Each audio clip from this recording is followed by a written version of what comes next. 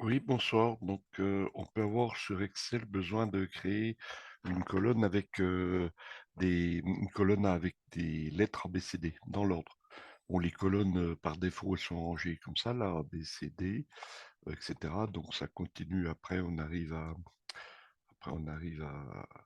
à Z. Alors Z, après ça recommence à A, AB, AC, etc.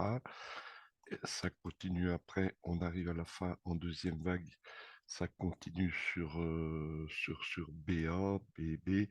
Bon, ça c'est une incrémentation particulière. Mais pour les lettres, on peut avoir besoin de faire une colonne avec A, B, C, D, comme ça jusqu'à Z. Donc, il n'y a pas, à ma connaissance, de fonction une incrémentation. Parce que si on fait un incrément comme les autres, avec les chiffres, par exemple, on a 1 et 3. Là, si on incrémente cette plage-là, ça fera 1, 5, 7, etc. avec l'incrément de 2. Et si on prend AB, par exemple, on aura AB, AB, AB. Voilà, répété. Donc, on va procéder autrement. On va faire je supprime ces deux colonnes. Je vais faire une suite 1, 2, 3, 4, une suite avec un incrément de 1, jusqu'à, bon, on sait qu'il y a 26 lettres de l'alphabet, mais on descend à peu près jusque-là. Et puis, à ce moment-là, on va se servir de Word, en fait, rapidement. Donc, on copie cette plage de chiffres en colonne. J'ai un document Word dans la barre d'outils vierge qui est ouvert. Et là, je vais le coller. Je vais le coller en, je vais le coller en texte uniquement. Voilà. Donc, après, bah, s'agissant de texte, on va lui mettre des puces, tout simplement. On va mettre des puces sur 26. On n'est pas bon, on sait qu'il y a 26 lettres sur l'alphabet. Je sélectionne jusqu'à 26. Bon, là, j'ai juste 27. Bon, peu importe, après, on peut supprimer. Et là, je vais me servir des puces, insertion, pas insertion, pardon, c'est la boîte d'outils paragraphe puce, ici. Et puis, on va pas prendre c'est parce que si on prend des puces comme ça, il va se passer une chose, c'est qu'on aura le point. On aura la lettre avec le point.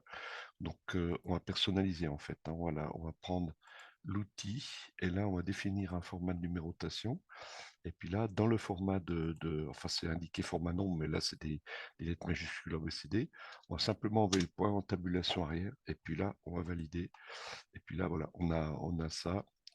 Tout simplement, bah, le travail est fait. Là, la plupart, il ne reste plus qu'à mettre en forme sur Excel. Maintenant, on copie ça auquel on vient d'affecter une litre de puce. On revient ici. Et puis là, bah, on peut carrément écraser, hein. On colle ici, on colle de cette façon-là. Pardon. On va coller, option de collage, ici. J'ai pris la première option, conserver la mise en forme source, respecter,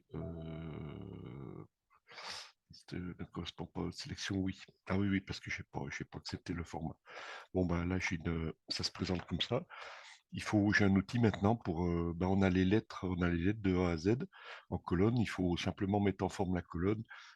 Ça se trouve dans l'onglet, on a un outil dans l'onglet données sur lequel on est actuellement, qui est convertir. Donc là, il y a un assistant. Bon, pour l'instant, on est en type délimité. C'est assez rapide pour faire ça. Et puis là, en fait, ça va nous fractionner. On va garder que la colonne des lettres. Et puis là, on va séparer les lettres et les chiffres, en fait, hein. Donc, suivant.